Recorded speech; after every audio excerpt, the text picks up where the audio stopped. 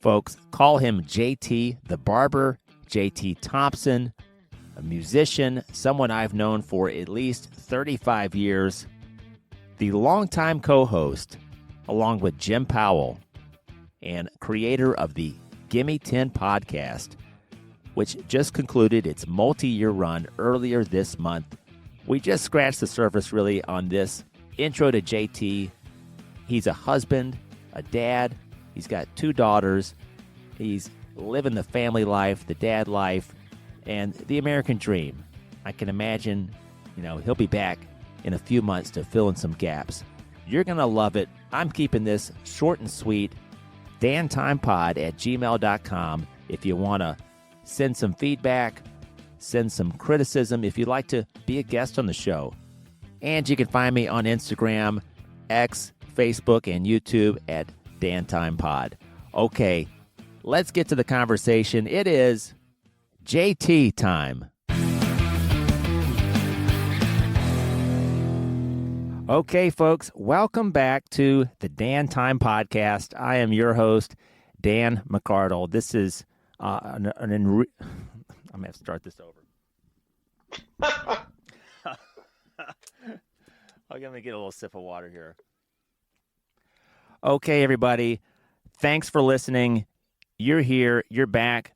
You're checking out the Dan Time Podcast. I am your host, Dan McArdle. It's a fun project, a fun experiment that we're doing here, creeping up on episode number 30. I believe this is 29 today. And if you're listening for the first time, great. I love the thought, the idea of new listeners, because I haven't said this in several weeks, maybe a few months, but I used to always come out and say, I appreciate you, my friend, as a listener. You're driving, you're running, you're cleaning up the kitchen. How many times are you listening to a podcast and they take a second to just say thanks? There are thousands of podcasts out there, and I appreciate you. And my guest today, I'm going to get into in just a minute. He knows what I'm talking about. This podcast started kind of as a joke to see how far I could take it. I had this silly idea where I thought, what if I just talked to other Dans in the world? And Dan talking to Dan, that's kind of cool. I wanted to do a podcast. I didn't know what it was going to be, and I was tired of waiting on the sidelines, so I got out there with this idea. And it, as I said on the trailer, it will evolve, and it has evolved. And so from time to time, we get out of that mix and bring in people that I know, or people that have some connection, some excuse for being on the show, and they're not named Dan. So anyway, that's where we are today, where we were last week, bringing back Jim Powell. This week, it only makes sense to connect the dots to JT Thompson. You'll have to forgive me here for not being as eloquent as I would like on the intro. I'm actually trying to trim it up a little bit, but JT and I go back. I just cannot. Where does the time go? Over 30 years since we were little kids. Insane. Yeah, how are you doing today, man? Thanks for being on the show, and thanks for making time for this nonsense. Oh, thanks, man.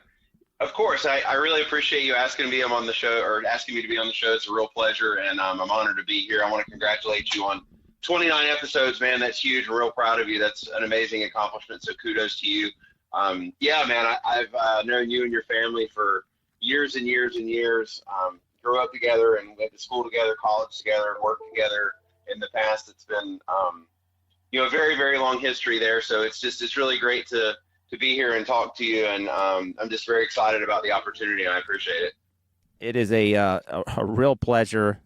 I try to stay away from saying, "Oh, we got a real treat for you here today." I feel like you hear that everywhere. Right. Folks, we got a real treat for you this afternoon. JT Thompson on the show, but JT, I think I've known you since Taylor Swift was born. If 1989 is the year that she was born, and that she's got a record named 1989, I think we were around that period of the late 80s, 4th grade, 5th grade. And yeah, then, that sounds about right. You and my brother Rob were childhood friends. And then, we kind of whizzed through the high school years, and we found ourselves reunited again in our college days, early 2000s, the kind of the blur period, Hmm. Mellow Mushroom Pizza Bakers. That was a fun time. Yeah, that was a great time to be young and alive. I just remember I had kind of drifted out of college and through college and into college, and there was a handful of us that I wouldn't say that we were not go-getters, but I think that at least I can only speak for myself. I didn't have a clear focus of what I wanted to do with the rest of my life after high school. So I tell people I got my 4-year degree on the 10-year program, but I feel like I was with some kindred spirits at Mellow Mushroom in that regard. But we just kind of found ourselves there, and we weren't quite kids, but we really weren't quite adults, and it was just really a magical time of my life where I felt like the world was my oyster and just anything could happen. And I just considered it a real special time. It was just one of those things where if you've ever had a work experience where you're with other like-minded people and you kind of click and gel, it was really, a lot of people developed close friendships and people we still talk to this day. It was just really a special time in my life. And I look at it fondly. And of course, working there with you and Jim and Dave and a bunch of other people. I mean, there's a huge list of people that I still talk to and hang out with from those days. But yeah, it was just a great time to be alive. It was a real special time in my life, and I got a lot of fond memories of that, including reconnecting with everybody. And you have that experience with people and those memories with people where I've known you since elementary school and then middle school and high school and college and now in adulthood and everything. It's like I really, as I get older, I'll be 46 in July. I try and appreciate all the seasons of life as they come, but it's nice when you get to talk to somebody and kind of go down memory lane and talk about things and tell stories and whatnot. It's really good. It's one of those things about life that I really enjoy in my older years or getting older years. I guess I'm still technically in middle age, but I feel a little older every day, maybe. I can relate there. Yeah, back in those days, we were in our kind of mid-20s, and it felt like we were around a similar, like you said, kindred spirits. Sometimes when you're 26, you're not doing the same thing that sky high achievers at 20, 21, 22 years old are doing and shooting for. You're just kind of not really sure yet, but you know that there's something there, but you haven't figured it out yet. And you're not particularly in a big rush to figure it all out either. I felt like we were enjoying the moment. Sure. Yeah, I know. Trying to shake it all out, I guess. Yeah, there's a lot of ways to approach life and tackle life, and God bless the people that have it all figured out and know exactly what they want to do, and they have a very defined path. But I was never really one of those people, and I kind of drifted from thing to thing and trying different stuff. And I was going to college when we were working at Mellow Mushroom. Most of us were in college or some sort of grad school or something like that. But I still didn't know really what I wanted to do. But it's kind of like you said. Looking back at it now, I wouldn't trade the way that my 20s and 30s shook out for anything in the world, because I really felt like I squeezed all the juice out of that fruit. There's a lot of life to be lived out there, and again, I'm not saying anything bad about anybody that goes to school and goes right to college and then starts working, but I feel like I was able to live a lot of life, and we were able to live a lot of life, and we did a lot of things, man, like that. I really feel like I lived every bit of my youth that I could, because I didn't just go if I'd have gone right to college out of high school and gotten right into a job, I would have missed out on all these things that I did. I mean, I was kind of a ship without a rudder for a little bit there, but those experiences and those times in my life, I kind of waited, what people might call a failure to launch, but one person's, bad experience is another person's joy. So I think it was just a fantastic time to be around, like I said, a group of people that were kind of doing the same thing. It was just really good the way that we all kind of clicked and bonded. Isn't it wild? Like now, present day, someone walks into your shop and they've never met you before, and they probably just think, "Wow, he's been doing this for years. This is his brand. This is JT," and they just have nobody really thinks. Here we are, 2024.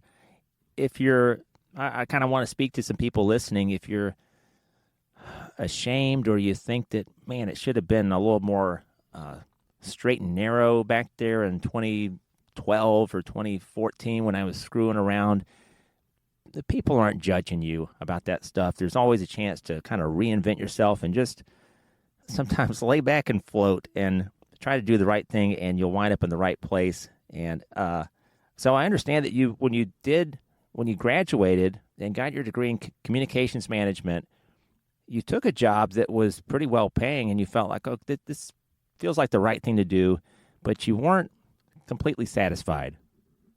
Yeah, sure. So I'll start back a little bit further than that, if that's okay. I graduated high school in '97, and in high school I originally had wanted to do what I'm doing now, which is I'm a barber, and I'd wanted to do that then, but my parents had kind of, as a lot of our parents in this age range did, they kind of urged me to go to college because that was kind of the path that their lives had taken. That's really all that they knew. And in '97, that was a very common thought that that's the next logical step in your progress. So I did go to college, but I would take time off and, change majors a lot, and I would work a little bit here and there and do a bunch of stuff. And I really did enjoy getting into communications management.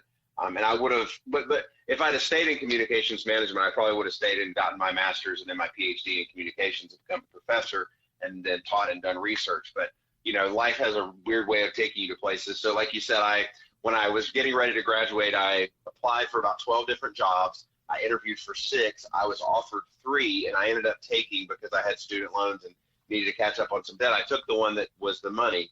And that ended up being something that was completely unrelated to what my degree was in, but I ended up staying with that company and kind of moving up the ranks and into several different jobs over the course of about 4 years.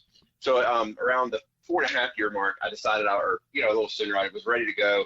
And so I wanted to get into a job that I thought I would actually be using my degree and I'd be doing some sort of like writing or something creative, which is really what I wanted to do. And I went to work at a publishing company under the guise of selling ads, but eventually being able to move into a creative capacity. So I did that for a while, and I realized very quickly that it was just kind of for lack of a better way to say it, a boiler room type of situation where there really wasn't any light at the end of the tunnel. And so this was around the time that my second daughter was born. So we've got 2 girls, we're 12 and 14 now. They were much younger then, but at the time, childcare for 2 children was more than our mortgage. So I elected to go back to bouncing and cooking and bartending, and stayed home with them during the day for 2 years, and then I would work in the late afternoons and evenings. So I did that for a while.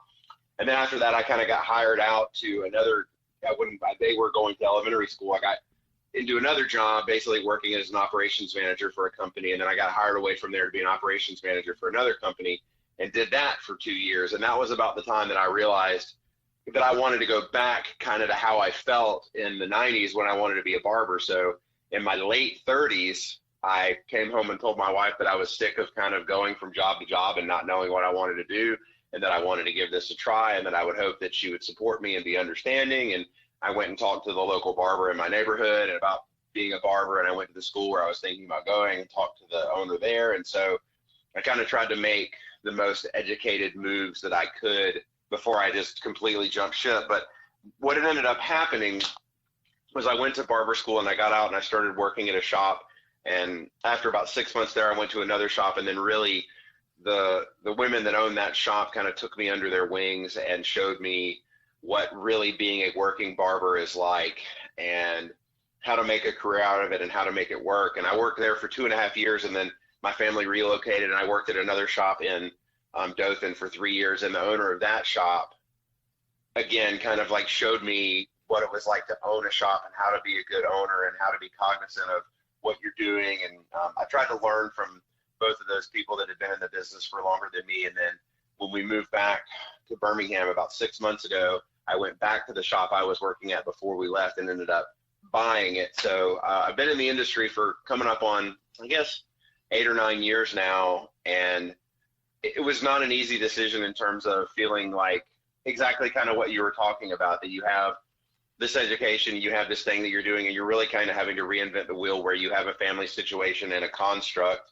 where everything is going through these motions and you have things depending on you. But I'm very thankful to my wife and children for understanding what I was after and what I wanted to do, and having the faith in me and belief in me enough to realize that I could make that work. And it's been just the greatest thing that's ever happened. You know, I say it's better late than never. And like you said, it's never too late to figure out what you want to do or to make a change. And I did it at almost 40. And if I can do it, that means that anybody can do it if you have, the right systems around you, and again, enough belief in yourself and what you're doing. If you have enough passion about it, you can pretty much make anything work, I think. You're absolutely right on that level, and I like what you said about your rock, your wife, Olivia, being there to support you. That's so huge for people that are trying to follow their dreams, and they're also trying to support their family. At the top of the episode, I probably was thinking, how do I bill JT here? JT the barber, JT my friend, JT the host and Jim's going to be upset here, but the driving force behind the Gimmie 10 podcast. But we're kind of talking about it. It's multiple hats here, but jtthebarber.com. This will all be in the show notes, but I wanted to put it at the top of the episode. Folks, you can also find him on Instagram and Facebook for those pages. I think it's facebook.com/JT Cuts Hair, and then on Instagram, because JT the Barber was taken, that my actual Instagram handle is JT the Barber DOTCOM. So the .com is spelled out. Now, so let's get to it here. Just present day in the shop. I was thinking about this morning. Everybody remembers, especially if you're a guy at 7 years old, 8, 9, up to 10 or 11 and 12, what it was like when you went to the barbershop at that age, when your dad, your mom would take you on those Saturday afternoons. JT, how exciting is it for you when that kid walks in and he's excited to see you? Because, compared to the average person, you've got, I would say you're a brand. You have a likeness, you've got an image, and you're kind of cool for kids. I think if they walk in, it's like, wow, there's JT, and there's the guy in the sign or on the bumper sticker. Yeah. How much of that is just really rewarding for you to make it fun for them? Sure. Yeah. It's absolutely the best feeling in the world. And when I first wanted to be a barber when I was younger, it was kind of exactly what you're talking about. Like when I went to the barber shop, there was just a bunch of men and kids cutting up and having a good time and just hanging out. And like, it was all like, you always got a sucker or some chewing gum or something when you got done. And like the barber always knew your name and asked you like, how baseball was going or whatever. And like, you felt special and like you looked good when you left. You had a little spring in your step. And like at the center of that universe, there were people that were making a living doing that and being that every day. And so I really held on to that for a kid. I just thought that was just the coolest thing in the world. And also there was something that was just very uniquely manly and strong about a barbershop and a barbershop experience. It was just kind of something that was almost clandestine or like a part of a secret world that was for men, that really resonated with me when I was young. And so as an adult, I really knew that I wanted to do something where I was working with people, because I really do genuinely love people and love talking to people and getting to know people, and I love relationships and all of that, but also working with my hands. And then part of kind of what you're talking about is trying to recreate that feeling that I had when I was a kid, and not just with, children whose hair I cut, but with also adults I cut. And it's such a wonderful two-way street, because when I look at my schedule and I see, oh, sweet, like, this guy's coming in on Thursday and I can't wait to ask him about his car or his trip to California or whatever it is. And then like you really start to make these great friendships with people and build this sense of community around the people that come to see you. And it's really just a blessing to be able to do what I do, because it's what is important to me and what I like. And it's not lost on me that people wake up every day and go to a job that they hate and grind it out and just suffer through it 40 hours a week or more.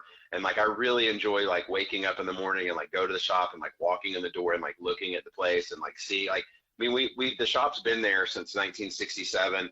All of the barber chairs are super old. They still have the ashtrays in them. It's just just an old wrought iron magazine rack. It's just like your very classic old school barber shop. And I count my blessings about being able to go there every day and do that and do it with the people that I do and the people that I call my customers and friends. It's so rewarding. And it's the same thing with kids. Like when a kid comes in and you like remember his name or remember what he's into, or you ask him about how something went, it really is like you get that little glimpse of him feeling special and having that little burst of self-esteem and self-worth. And that's a wonderful feeling. And some of the old guys too, they may have lost their wife or they don't really have a lot of people to talk to. They probably really look forward to that day on the calendar where they get to go sit in your chair and yuck it up for. Sure. Yeah.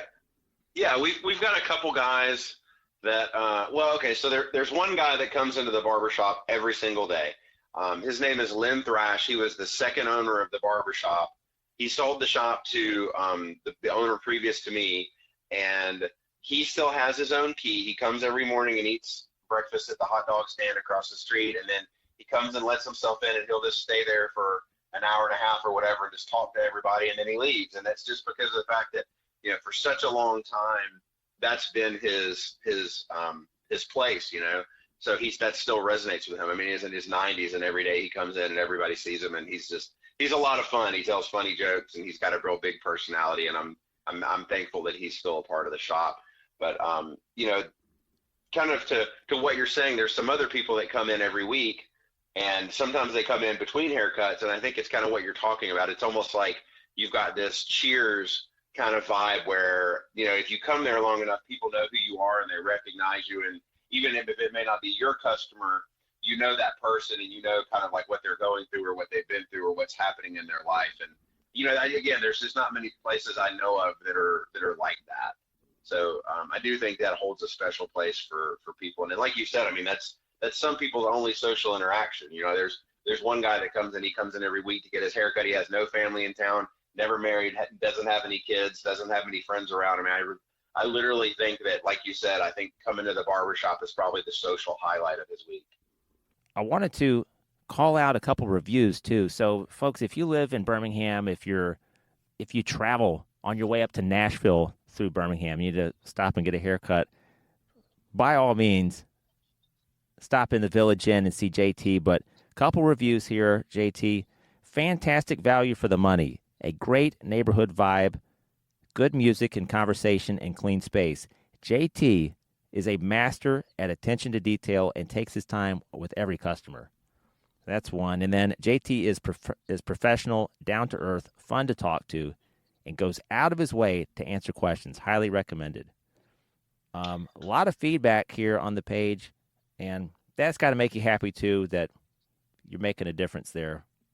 Yeah, I mean, again, I think of where I am in my career and my brand and everything that is really a culmination of my life experience over not only going to college, but working in various fields and doing different things. I think that you really learn about what customers want and what people want and how you should do things and how you shouldn't do things. And, when I think about bad experiences I've had in places, I try and do the opposite of what that was. And I think that it's really kind of amazing if you give people a little bit and you give people a little bit more, how much more that pays off and how much people do appreciate that. I was gone. I moved out of Hoover for 3 years.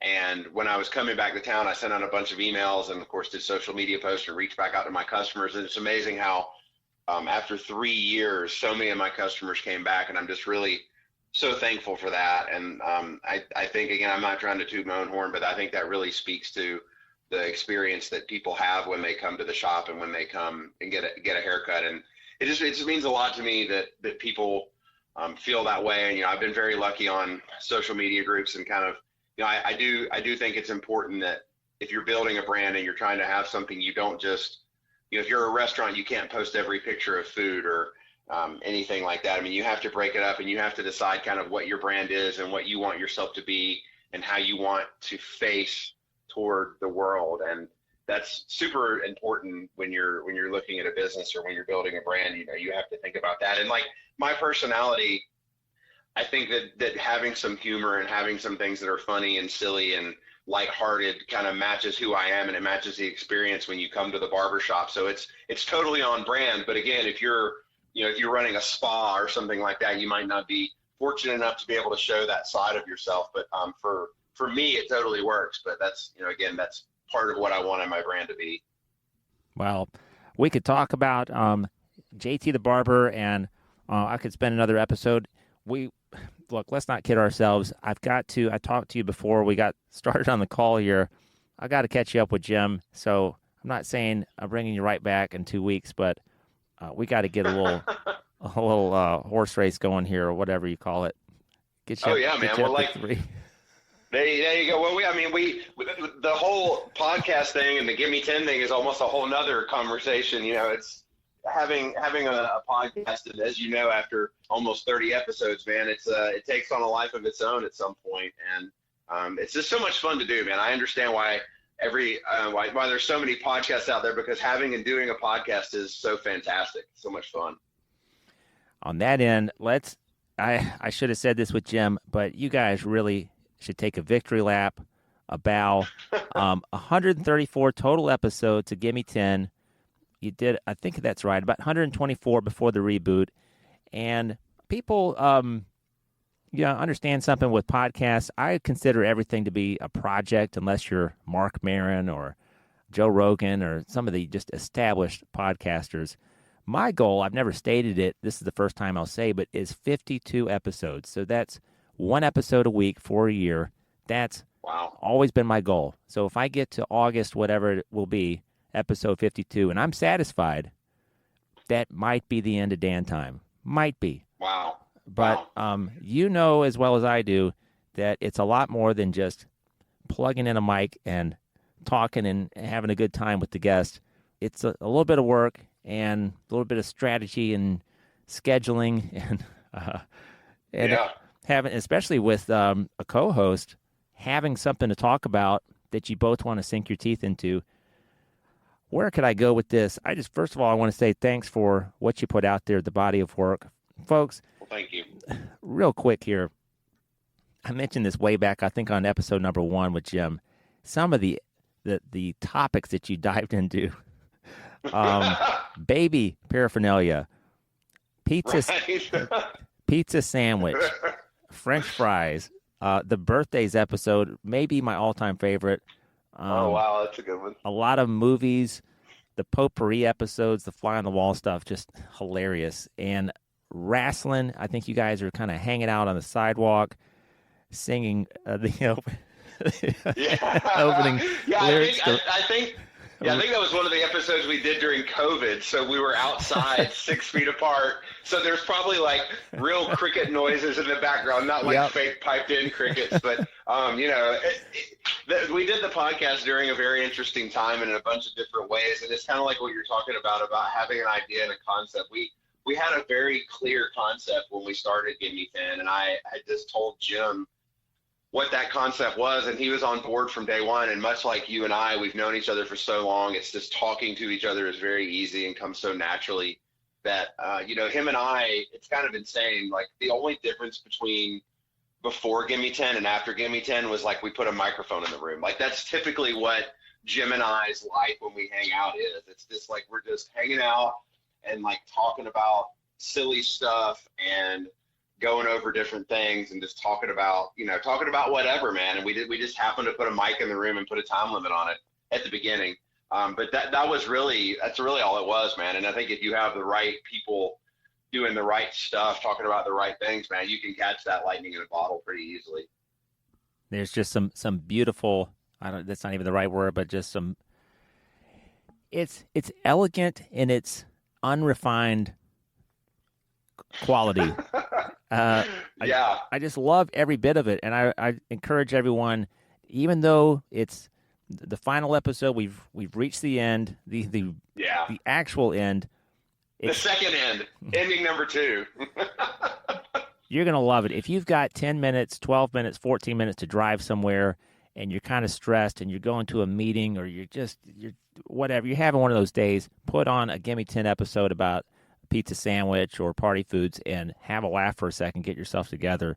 It's awesome stuff, JT. And thank you for doing that.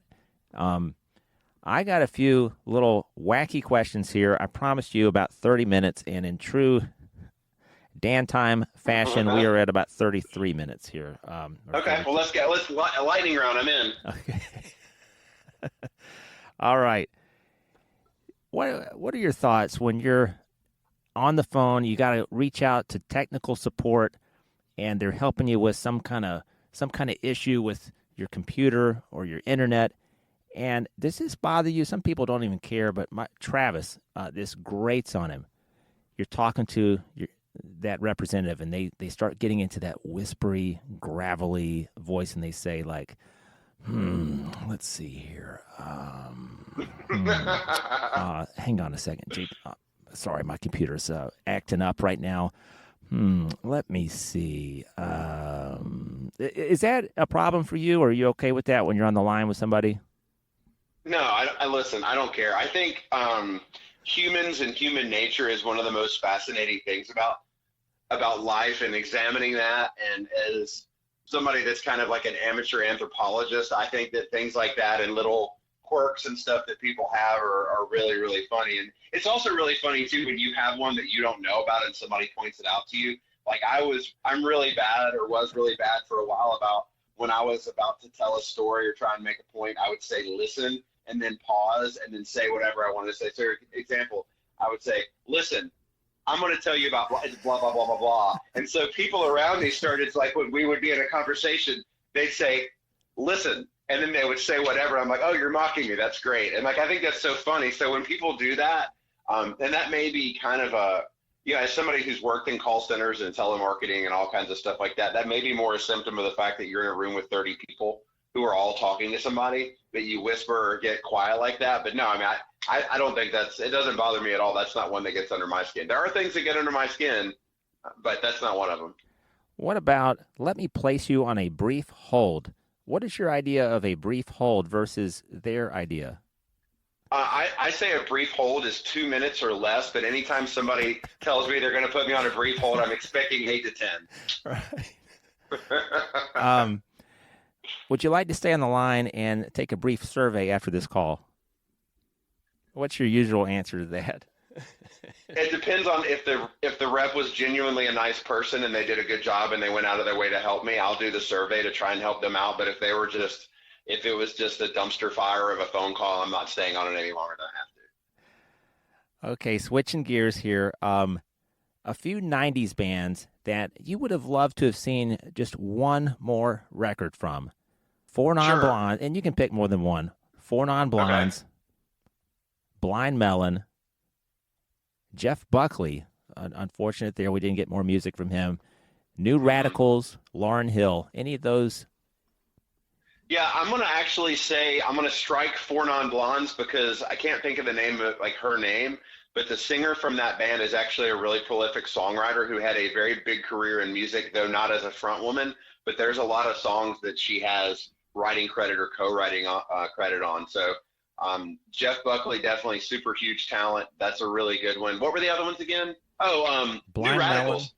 Yeah, I mean, Blind Melon, I think I was not a big Blind Melon fan. Not that I wanted something bad to happen to him, but the New Radicals, I think that what was their big? You get what you give, or whatever. Yeah.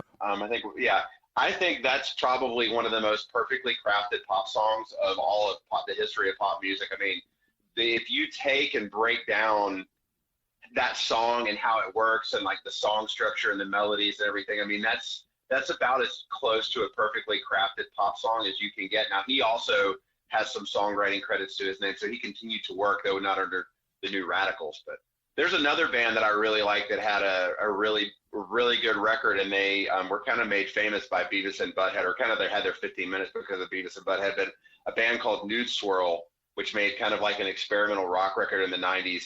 The song that was on Beavis and Butthead was a song called F Sharp, and I really have always enjoyed that song, and it's such a great album. I would have loved to have had more output from them.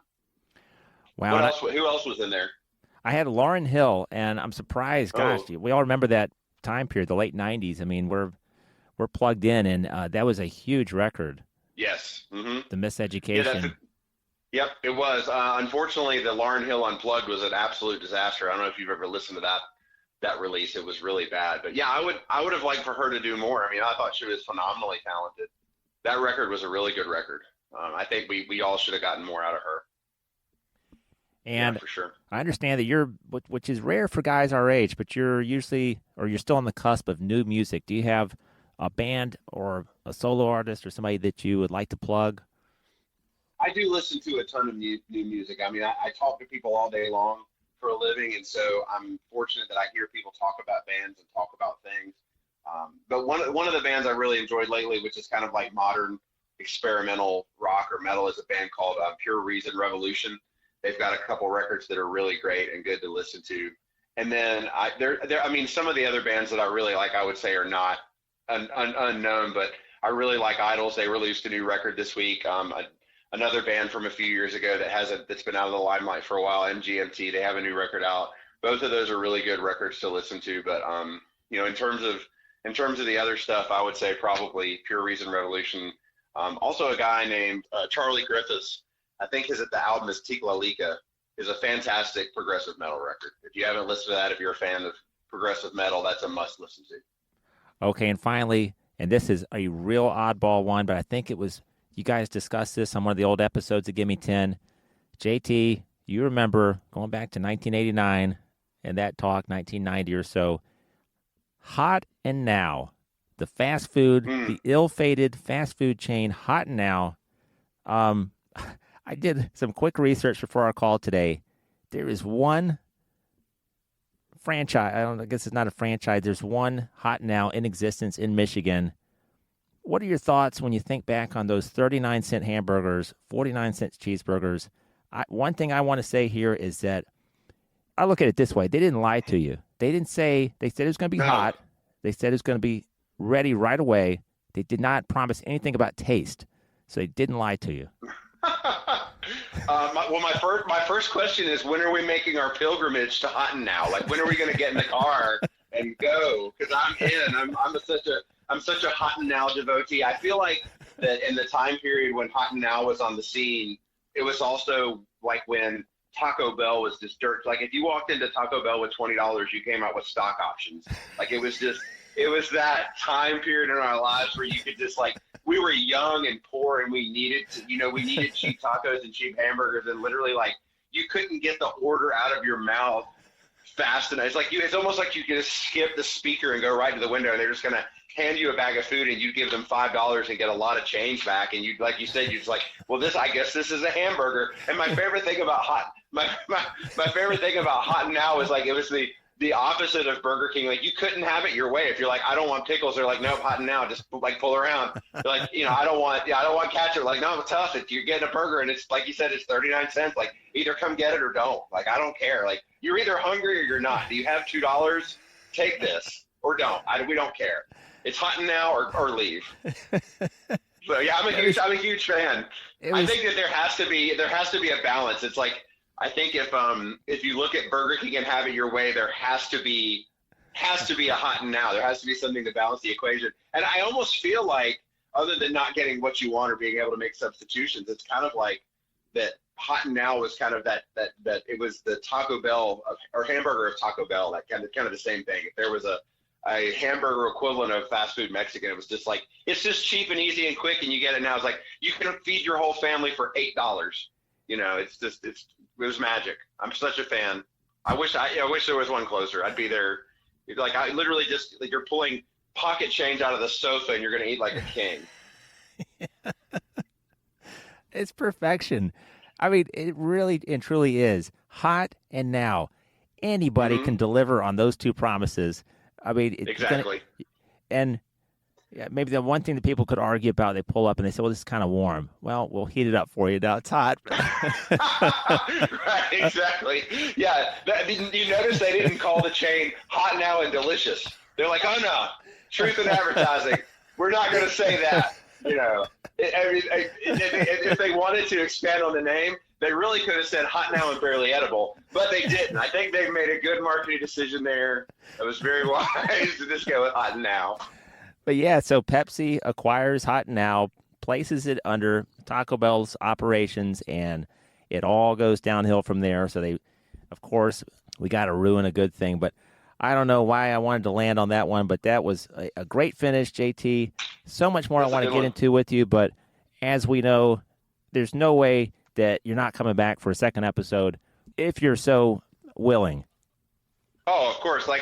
Dan, this has been an absolute pleasure. It was really good to talk. I had so much fun, and it was just really enjoyable. And again, congrats on 29 episodes. I would be happy to come back anytime if you would have me. How about next week? No, Let's do back to back. Right? Yeah, we're marathoning it. Can't stop us now.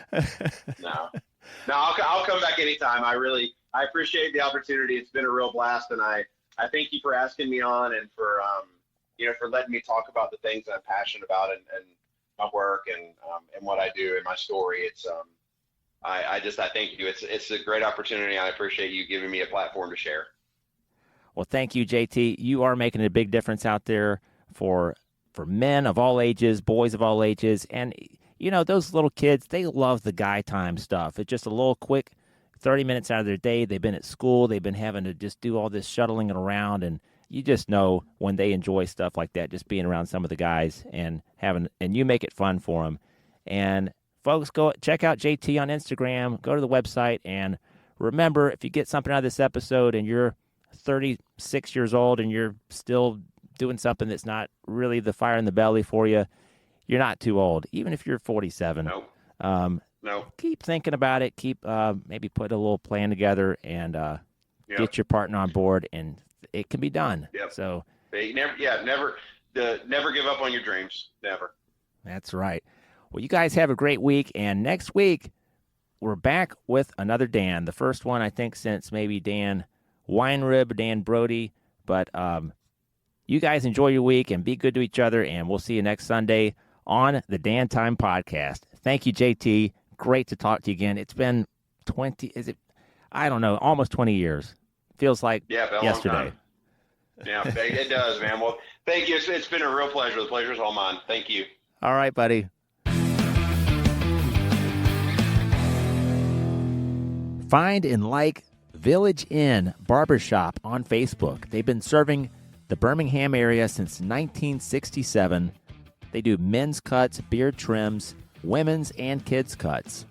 And visit jtthebarber.com or connect with them on the social media channels. Want to give a quick shout to my dad, who I believe listens occasionally. He kind of cherry picks the episodes that maybe are more appealing to him versus others. Maybe he listens to all of them. I don't know, but my dad has been a customer of JT's.